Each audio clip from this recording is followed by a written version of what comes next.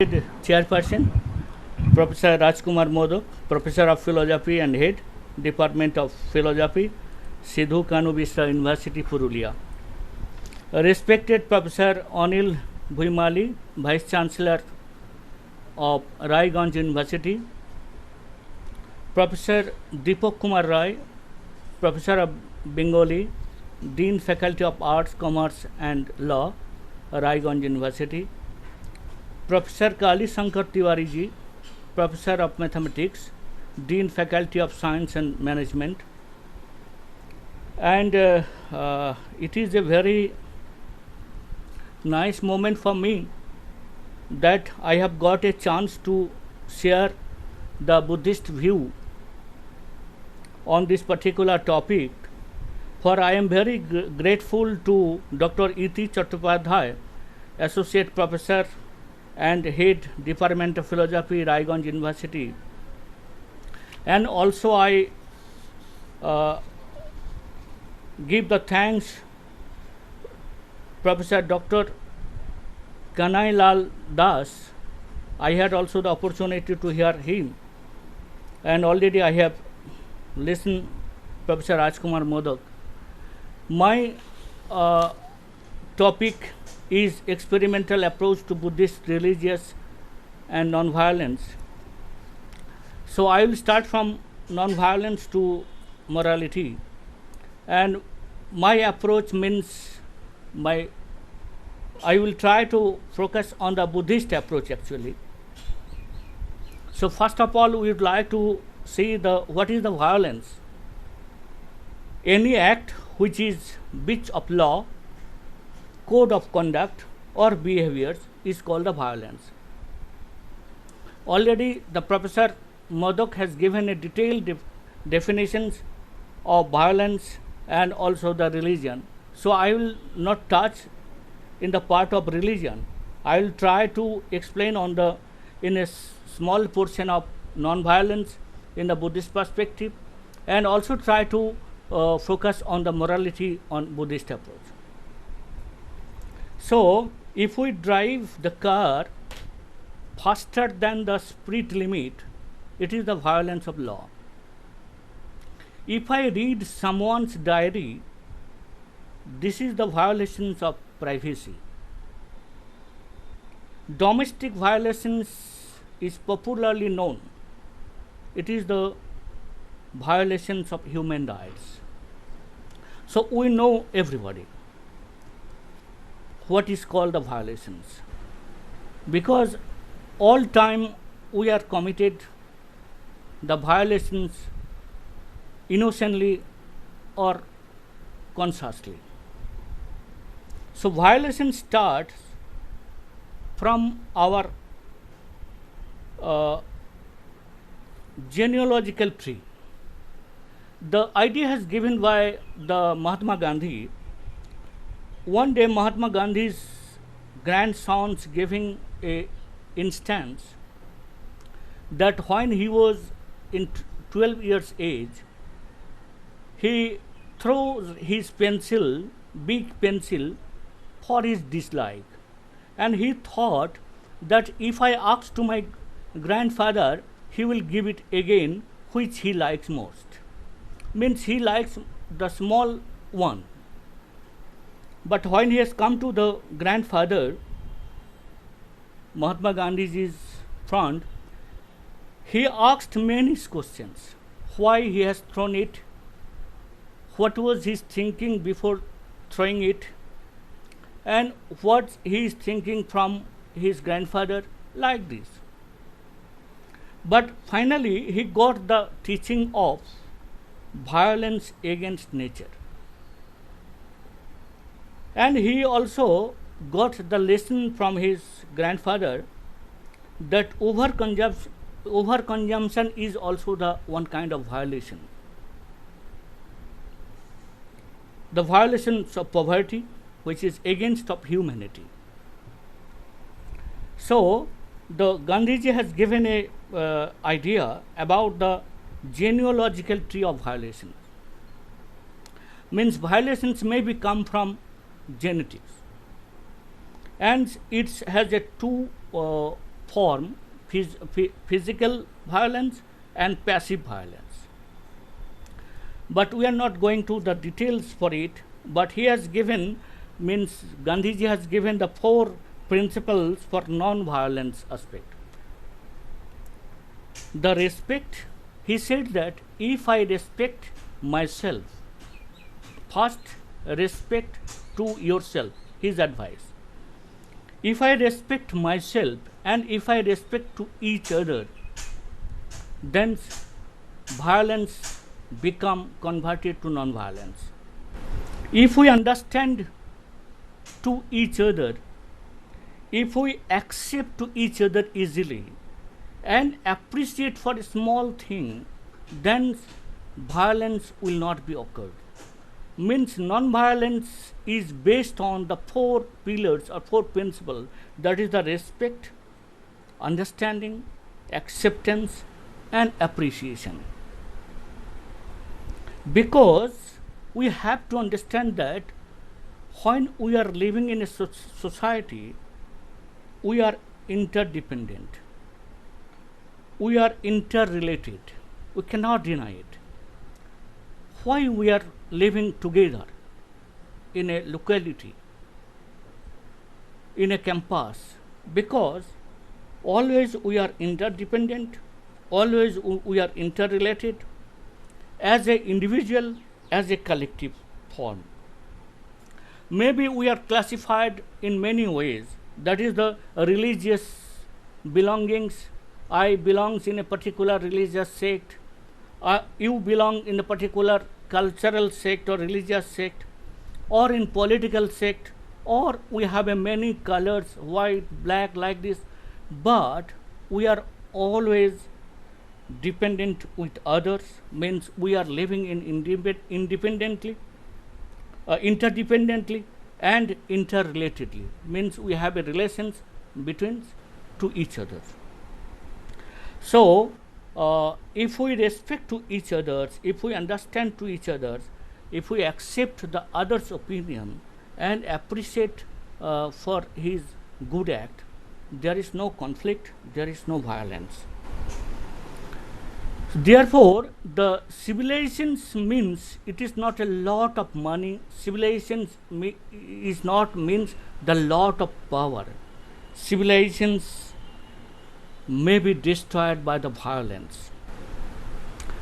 The example of Nalanda University.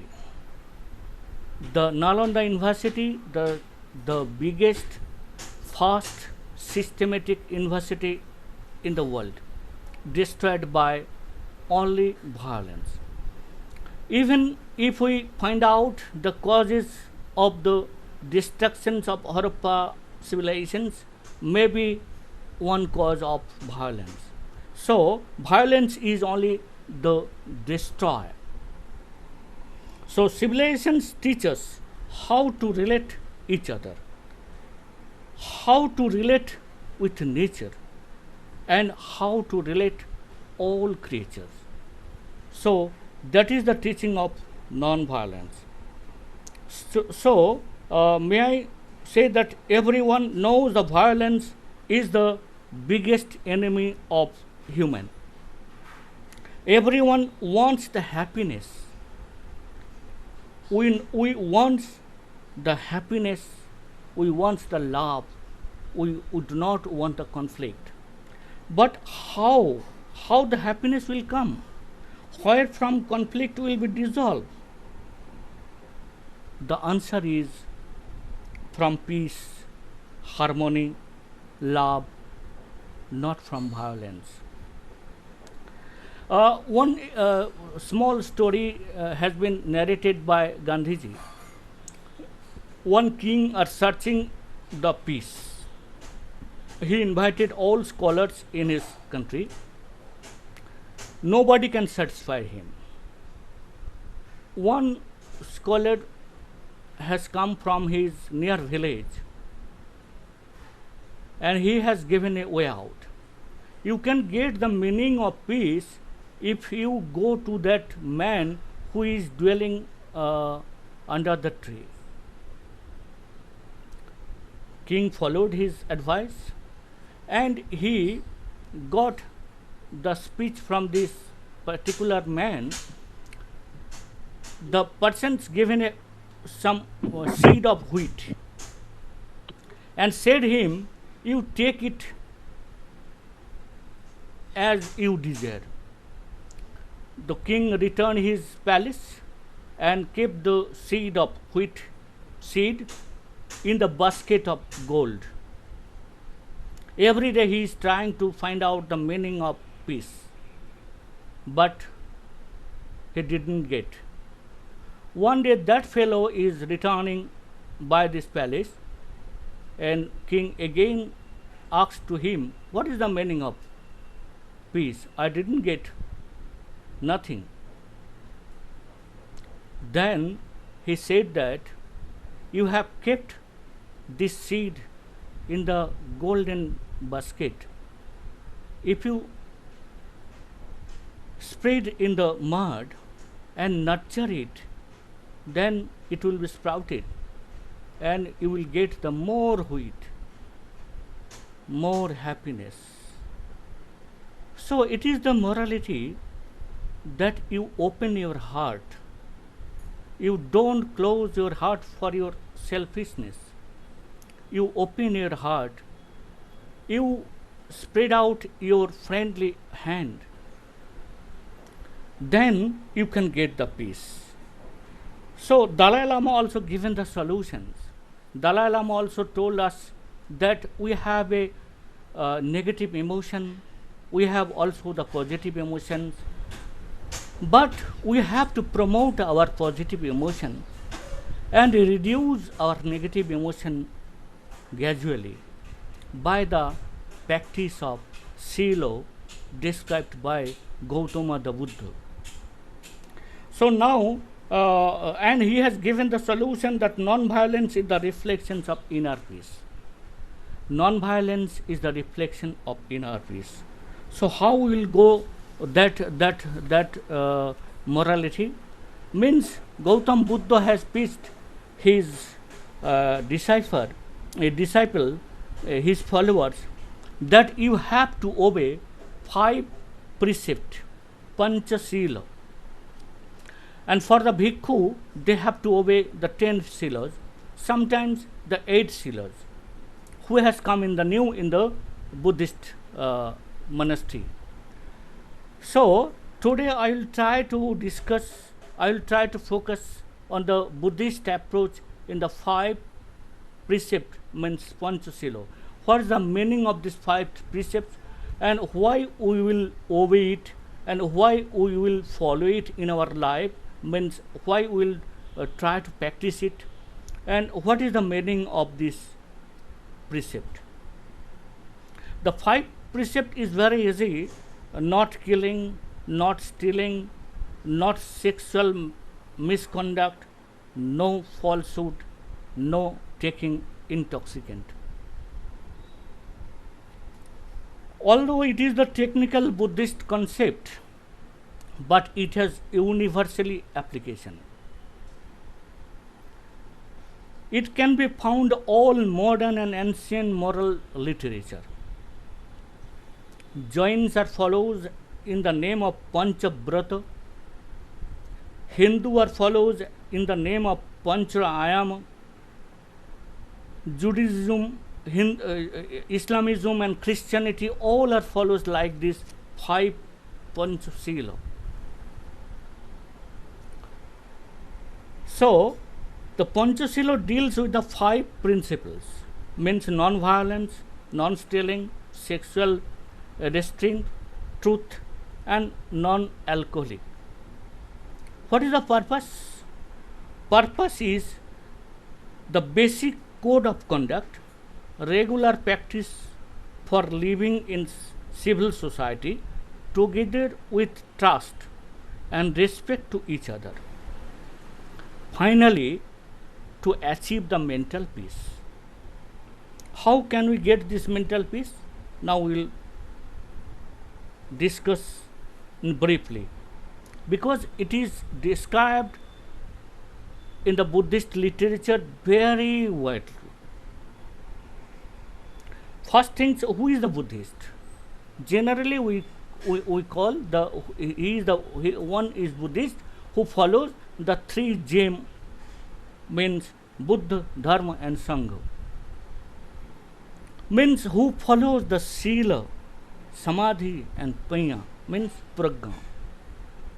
Means who follows the moral precept, meditation, and wisdom. The three way.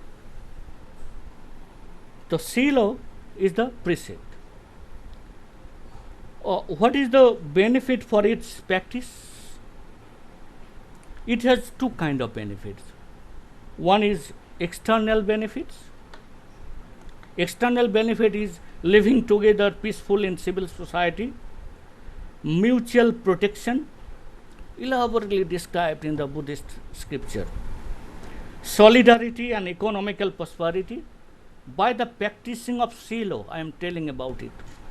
And the internal benefit is that spiritual journey towards the nirvana or moksha, or anyhow we can say kaivalya like this, means the cessations of all kind of sufferings. So it has the threefold meaning, means it has the three kind of practice.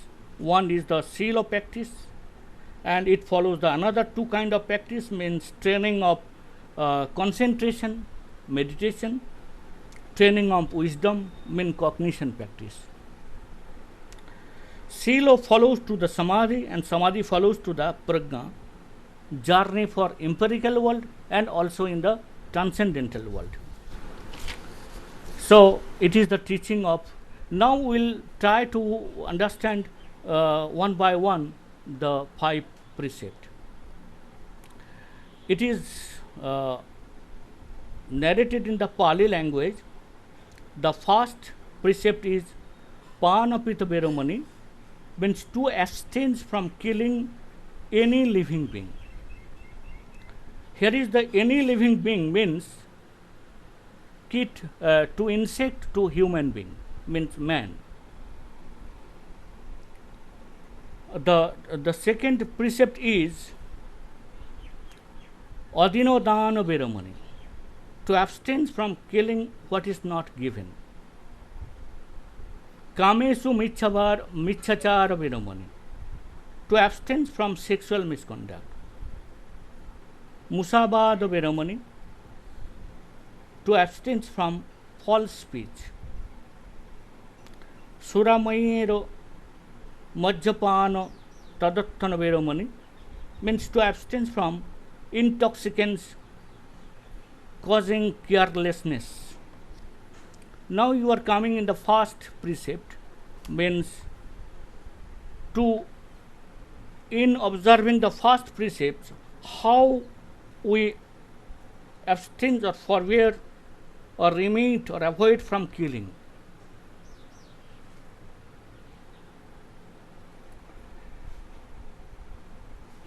I am taking a vow, or I am taking a promise not to involve directly for killing, not sanction in the destructions of living being, not to be cause of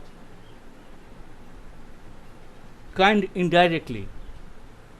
Means I am taking the promise, vow, that I will never be the involvement indirectly or any kind of sanction. I will not giving any kind of sanction or order to kill anyone. So living being means teeny insect up to man, means man as well as the animal also. Act of killing can be performed in 6 ways. When we are studying like this, then of course you can remember the judicial law. How can we judge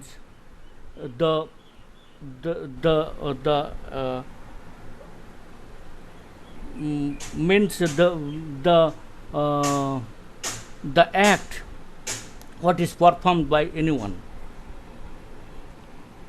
So act of killings can be performed by 6 ways: killing with one's own hand, killing by order, killing at a distance by shooting with arrow or gun or stone, by trapping or digging hole, by using mantra, by occult science, or by using the magical power or psychic power, the 6 ways to perform the killing. How we can say it is the immoral act of killing? How we can say? It has also the 5 conditions. When the 5 conditions will fulfill, then we can say it is the immoral. In fact, it should be proved that presence of life of living beings, man or animals, means if we kill a dead body, it is not offense. But if we kill a man after performing killing, the man or animals become dead. Means before death, he or she or it was life. It should be proved first. And killing was consciously. Killing has been performed by consciously, intentionally. The act of killing has been done by using a particular method, and actually death follows as an act of killing. That these 5 kinds of conditions should be fulfilled. Then we can say that it is the offense, means avoiding of the first precept, means it is immorality. So Buddhist teaching is non-violence. If we non-violence, if we become in the, if we make up my mind in a peaceful mind, then I never be act like this kind of killing. So how can we measure the offense? What is the degree of the offense?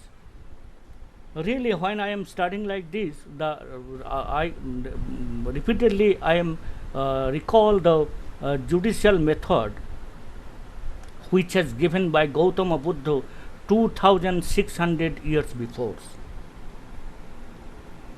That it is depends on, means degree of offense is depends on the mental quality of victims, size of killed beings, man or animals. The measurement of the degree of offense is also depends on the size of killed beings and spiritual level of victimized beings.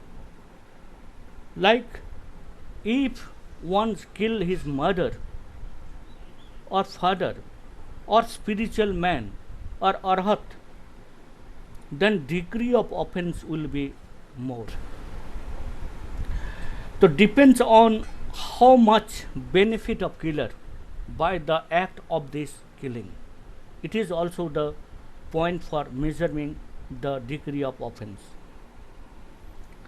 We are coming in the second precept, the abstinence from the stealing. Stealing means taking another property which is not given, maybe from village or from jungle. He has mentioned here, if I take something from jungle where we do not know the owner of this property or particular object, and if we know that there is no possibility for the punishment of this stealing, but it is stealing, because he has given the 4 points. They are taking another property who is not given, maybe from village or jungle, taking with intention of an object or use to the another's belonging things. And 4 points, even no fear for punishment, but it is stealing. Why stealing is offense? Why? Because infringement means breach of conduct or disobey the other's right, means disobey of other's right, it is the offense. Unasked interference with the other's business, it is the offense. Wastage of time by an employee, neglect the duty or responsibility, that's for it is offense. The act stealing can be performed by 7 ways: directly, by the order, using a mantra, using of magic, by cheating, by trader may be false weight, by false measurement, robbering use physical force. It has a detailed descriptions in the Buddhist scriptures. So we are not going through there. But that is the 7 ways where we can say that it is the stealing. The act stealing to be complete with 5 conditions. When the fact is that object taken is another belonging, consciously or knowingly has been taken, intentionally stolen, used some methods, and actually taking of object.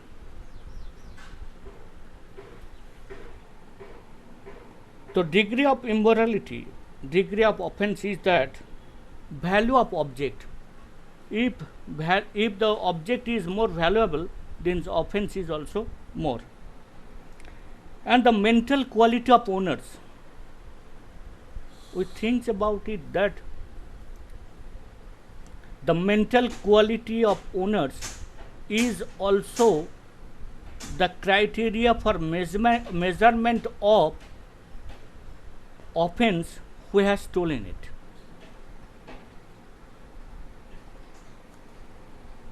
And when the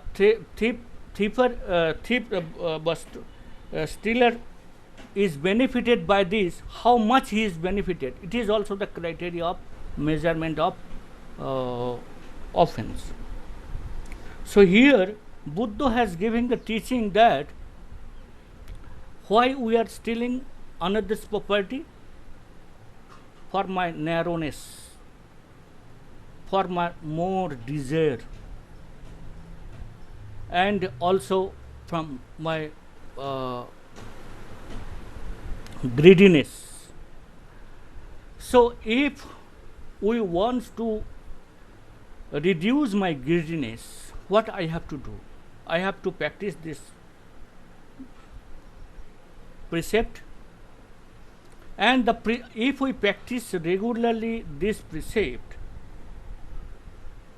then my mind will be broader, and one day my mind will be searched to donate others. Therefore, Gautam Buddha has given a teaching for paramita, dana paramita. If we go through the second precept practice, so one day will come, then we will be always asking about the dana to others, which I have a capability to donate other. Now we are coming in the third precept, abstain from the sexual misconduct. It is not the mean that Gautam Buddha has prohibited the sexual intercourse, or has not encouraged it. He has encouraged and allowed the fulfillment of sexual desire, and he also said that it is a natural desire, but in limits, form in the sense of restricting own sexual act only one's own husband or wife. Means it should be limit. Desire should be limit. And abstain from immoral sexual acts and adultery is prohibited. So, Shalyaka Sutra, one sutra is named Shalyaka Sutra by speech by Gautama Buddha. He has given the 11 kinds of women who are protected.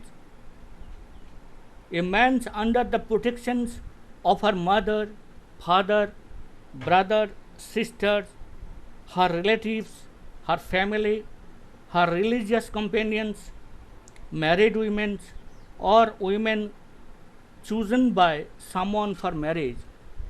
If we act with them like kind of misconduct, it will be the sections on sexual misconduct. So the offense depends on the intensity of intention. Very clear. Intensity of intention and the exertions of efforts. How force I have applied for this act. Therefore, the rape is the considered the greater offense. The Buddha said, once sexual misconduct prove his downfall. So, always we should avoid this kind of desire. We are not going to detail. We are coming the fourth precept. The abstain or avoid from false speech or lying. False speech means telling untrue, the using the exaggeration language and departures from the true statement. This act performed by the body or by gesture, postures, or by speech means verbal efforts. The speech may be two kinds. It may be written form, it may be in the spoken form. But gesture, posture is also the language. It is considered that the gesture is also the language. The act lying to be complete with four conditions.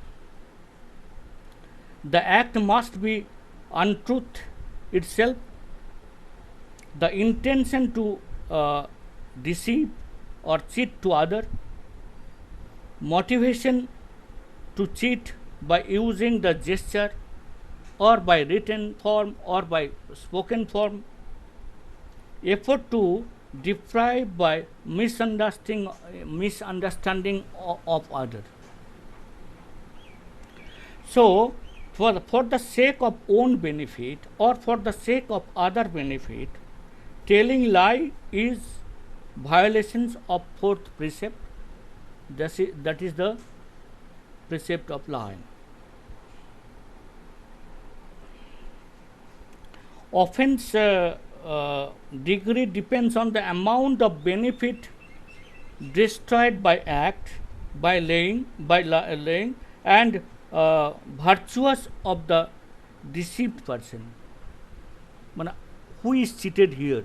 He is also the point of offense degree. How much offense I have done. More virtuous persons greater offense, and less virtuous persons is the less offense. It has given by Gautam Buddha. Now we are coming in the fifth precept. The abstain from taking the intoxicants. Avoid taking the intoxicants or drinking alcohol or drug. But why? Because intoxicants causes the carelessness and becomes the basis of evil deeds. It leads one to commit various crimes and violate others' precepts. It breaks the concentrations of mind. So, four conditions must be present for breaking this precept. Any kind of intoxicant has been taken by liquid as a liquid form, or as a solid form, or as a drug, and intention to be taken it. Exertions of efforts has been applied. Actually taking the intoxicants, it should be proof for breaching the conduct. In the completion of these four conditions, the fifth precept is transgressed or violated. Buddhism has taken a place, the higher value on carefulness or awareness. Appamada, the Pali word, in the Dhammapad. Dhammapad is described that carefulness is the way to the deathness. Carelessness is the way to death. The careful do not die. The careless are like unto the death. It is said by the Dhammapad, which is called the Gita of Buddhist. Carefulness is another meaning of mindfulness. The Professor Vice Chancellor are also telling us in his beginning lecture that it should be also related to the COVID-19 pandemic situation. The Buddhist teaching is that only the mindfulness is the way out from this pandemic panic. If we are aware in each and every moment, then the panic not be affected, not be able to affect us. So mindfulness means the concentration of the mind. Mindfulness means the awareness of the mind. If I am aware each and every moment about the situation, about the changing of the circumstances, then I never will die. So mindfulness is the very important in the Buddhism, not only in the Buddhism, for all of us. If a person places a high value on mindfulness, he or she could not take any kind of intoxicant.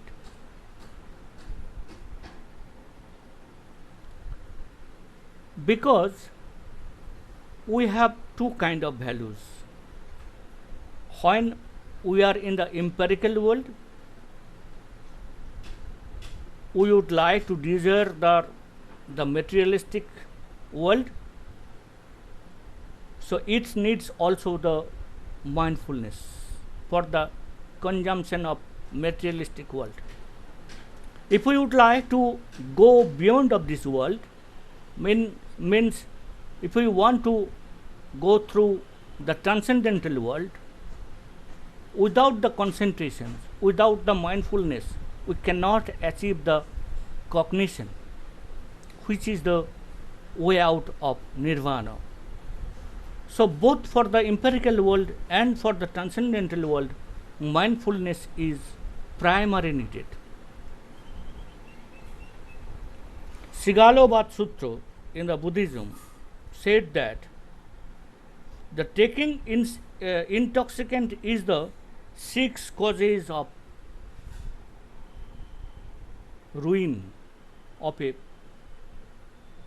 user. causes of ruin. Actual loss of wealth if we take the intoxicant. Must I have to lose the wealth? Increase the cruel in family or in society. Possibility of many diseases. Source of disgrace or disrespect. Indecent exposure, which we do not want, but after taking this intoxicant, maybe indecent exposure will come out. And the loss of intellectuality. Using of intoxicant or drug, the intellectuality must be less gradually. So, taking the intoxicant, the degree of offense, the taking intoxicant actually, it is depends on, I have taken actually intoxicant. Intentionally means intention is clear for taking this intoxicant. After taking this intoxicant, how kind of behavior I am behave in the society. It is also the measurement of my offense. Or that means reactions of the intoxicant. So it will be the measure of degree of offense. I am not taking more time. I will conclude to say here that Rabindranath Tagore is the first novelist in Asia. He bowed down to the statue of Gautama Buddha in Bodh Gaya when he first times reached in Bodh Gaya. And he said, and written also in his book, that you are the Superman, where I can bow down my head. And he said that, he has written also, he has translated this all Pali 5 precepts, and also he has given his own way. But he do agree with the Gautama Buddha. He has written like this: we should follow and practice in our daily life of Gautama Buddha's Panchasila teachings, which brings happiness, friendship and love in our mind. Thank you very much.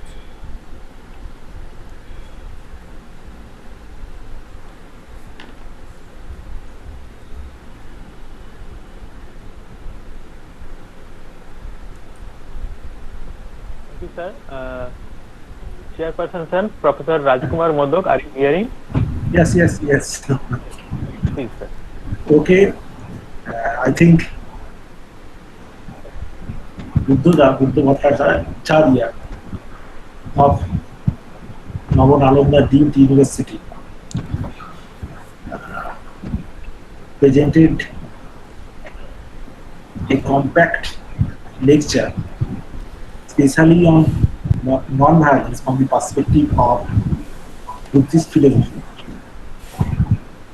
He starts his lecture from Gandhian point of view, where Gandhi expressed non-violence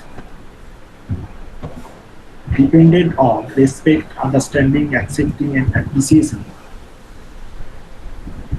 Later he made an extensive analysis and depicted different parts of Buddhist non-violence theories which should be accepted by the Buddhist bhikkhu and also with the common people. Thanks to Buddha, if there is any question, it is open. Please ask question to me. Yes, sir. Yes, sir. If there is any query or question. Yes, Thank sir. you. Chairperson, sir. There are few questions in Chat box. YouTube chat box. Due to some shortage of time, we will take only 2 or 3 brief questions, and I will request Chairperson, sir, to not to accommodate more than 3 questions. No. I have a question. Okay, so one question is from Vishwajit Bormon. The question is very interesting.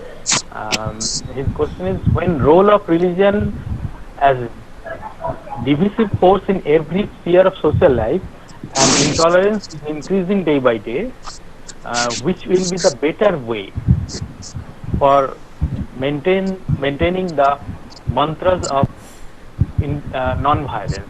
So, if you precisely answer, I think your whole lecture is addressing this problem. So, I will request you to give the precise answer to Biswajit Burman's question. Thank you, sir.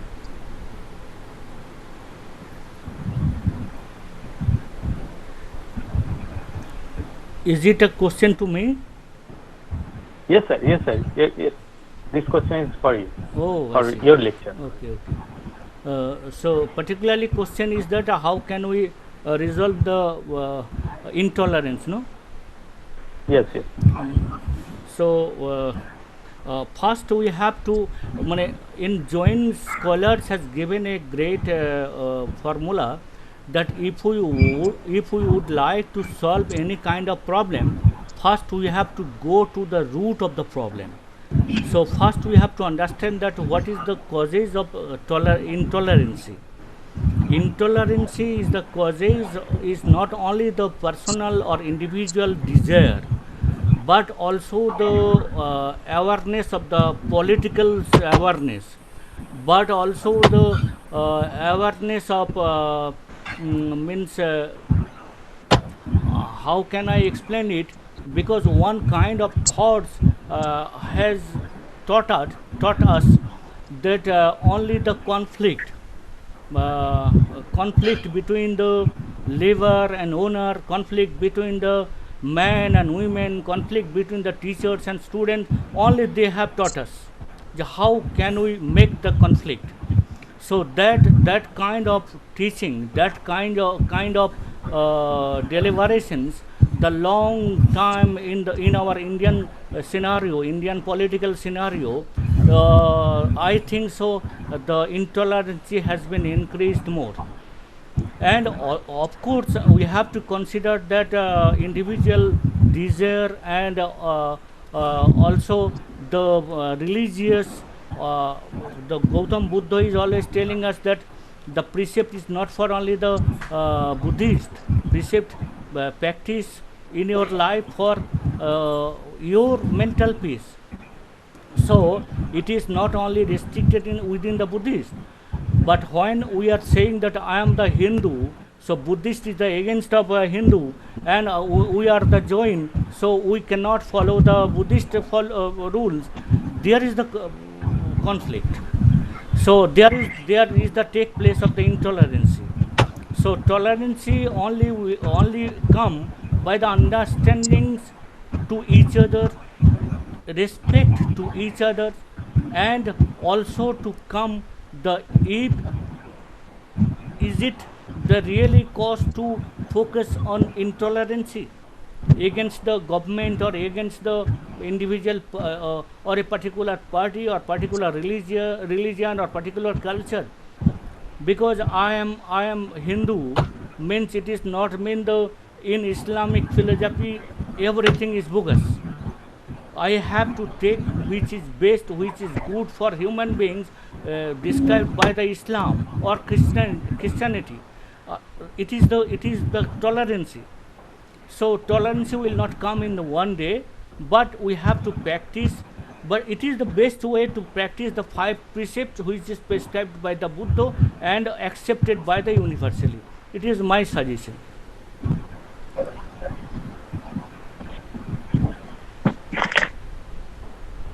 Thank you, sir. Now, another question. Actually, this question is, I will ask this question. This question for my own interest. Okay. In your deliberation, you have talked about Panchashilo. Yes. So, my question is there any similar concept to the what is called empathy in Buddhist philosophical thought, which is I think empathy. Empathy is Yes.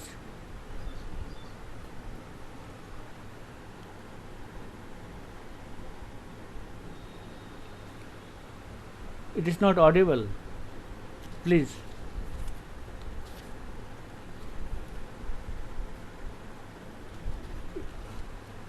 Hello. Hello. Hello. Huh? Hello. yes, sir. Yes. There was some problem in my internet. So please pardon. Okay, okay, sir. Please repeat the question. Okay, sir. Okay, sir. No. So I am asking. His question is whether there is any similar term of empathy in Buddhist philosophy or not. This is the question. Yes. Of course. Empathy, no? Yes. Yes. Of course, because there is a concept of Brahma Vihara. Brahma Vihara has given the concept that four kind of empathy means Maitri, Upeksha, like this. The four kind of. So there is the very valuable. Means this kind of concept has taken a valuable position in Buddhism, very important in Buddhism. And I am. Buddha. Yes. I think Siddiqui got the answer, but my point is this: in Buddhist thought, you have told that any kind of intoxication is prohibited. Am I right? Any kind of taking intoxication is prohibited as a form of liquor. Yes. Am I right? Yes. For getting mindfulness. Yes. but those who are intoxicated by taking liquor, they in general tell that they take or they are getting intoxicated by liquor for getting peace or mindfulness. So the practical field and what has been taught by Buddhists are totally different. No, actually. Will you get my point? Yes, I got the point. Actually, Gautam Buddha has given a elaborate descriptions about the intoxicant. He said that if we want to happiness for the one moment, then I can take the intoxicant. If I want to take the one day happiness, then I didn't take the happiness. I didn't take the intoxicant. Like this, he has given the 4-5 example. So what we should do, because the liquor or any kind of intoxicants has a materialistic quality, and it's okay, sir. So from the Paramarthic point of view, Buddha has said this. Thank you, sir, for your eventful and precise and vivid. Professor Modak, Yes. I have an observation. Okay. I have an observation, Professor Bhattacharya, from your lecture. I have found that there are similarities, more or less, between the precepts laid down in the Buddhist texts and the last 5 commandments of the 10 commandments prescribed in the Old Testament. The Yes, yes, last yes, five yes. so Mhm. I think there is some influence of Judaism on Buddhism. Yes, yes, Okay, yes. the last 5 commandments are you shall not kill, you shall not commit adultery, you shall not steal, you shall not bear false witness, you shall not covet, and like this. Yes, So yes. this is my observation. Thank you. So great men think alike. Mm-hmm. Now, Christianity has a 10 points that he has I Ten think there is commandments. 10 commandments. So some scholars are also saying that the tens has come from that 5 precepts. Oh, okay, okay. Okay, thank you, Buddha, for your lecture. Siddiqui, you may proceed. Thank you, sir. Thank you, Thank sir. you. Thank you, Professor Rajkumar Modak, for his kind cooperation, and thank you, Professor Bhattacharya, for his illuminating lecture. Now